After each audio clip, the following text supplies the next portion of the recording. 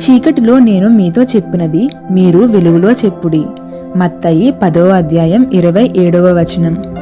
మన దేవుడు మనకి కొన్ని విషయాలు చెప్పాలని మాటి మాటికి మనల్ని చీకటిలోకి తీసుకుపోతుంటాడు. నీడలు కమ్మిన ఇంట్లోకి, ఆవేదన పరదాలు కట్టిన గదుల్లోకి, ఒంటరితనం నిండిన దిక్కుమాలిన జీవితంలోకి, ఏదో ఒక వైకల్యం మనల్ని పిండి చేసే దుఃఖపు చీకటి కొట్టులోకి నడిపిస్తున్నాడు. అక్కడ అత్యాశ్చర్యం, అత్యద్భుతం అయిన తన నిత్య అనంత సత్యాలను చెప్తాడు. మిరుమిట్లు గొలిపే ఈ లోకపు కాంతి వల్ల గుడ్డివైపోయిన మన కళ్ళకు పరలోకపు నక్షత్ర సమూహాలు కనబడేలా చేస్తాడు. బండబారిన మన చెవులకు తన మృదువైన స్వరాన్ని వినిపిస్తాడు. ఇహలోకపు రణగొన ధ్వనులతో అయితే ఆ స్వరం వినిపించదు మరి. కానీ ఈ విధంగా వినడం వల్ల బాధ్యత మన మీద దానంతటదే పడుతుంది. దానిని మీరు వెలుగులో చెప్పండి. ఇంటి కప్పుల మీద దానిని ప్రకటించండి.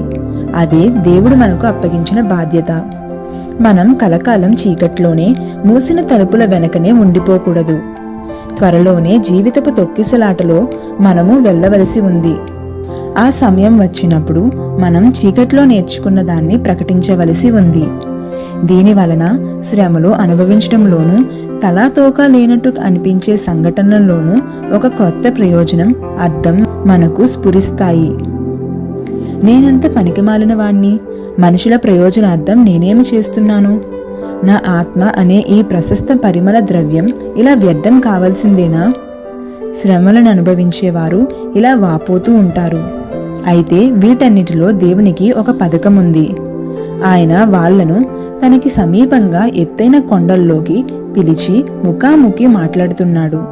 వాళ్ళు కొండ దిగి వెళ్లి ఎదురు చూస్తున్న జనసమూహానికి ఆ సందేశాలను అందించాలి. కొండ మీద మోషే గడిపిన 40 రోజులు, హోరేపులో ఏలియా గడిపిన కాలము, అరేబియాలో పౌలు గడిపిన సంవత్సరాలు వ్యర్థం ఎలా అవుతాయి?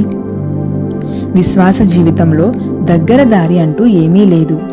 దేవునితో ఒంటరి సంభాషణ, సహవాసం, ధ్యానం ప్రతి ఒక్కరికి తప్పనిసరి.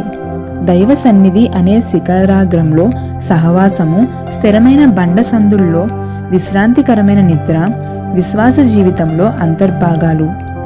ఇహలోకపు తాపత్రయాలను అంధకారం కమ్మి ఆకాశ తారలు కనిపించే వేళలో అనంతము, శాశ్వతము అయిన ప్రపంచాల దర్శనాలను మన ఆత్మలు చూడగలగడం అన్నది అవశ్యం.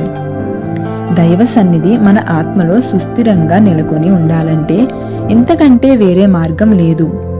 అలాంటప్పుడే మన ఆత్మలు కూడా కీర్తనాకారుడితో కలిసి పాడగలుగుతాయి. దేవా, నీవు సమీపంగా ఉన్నావు.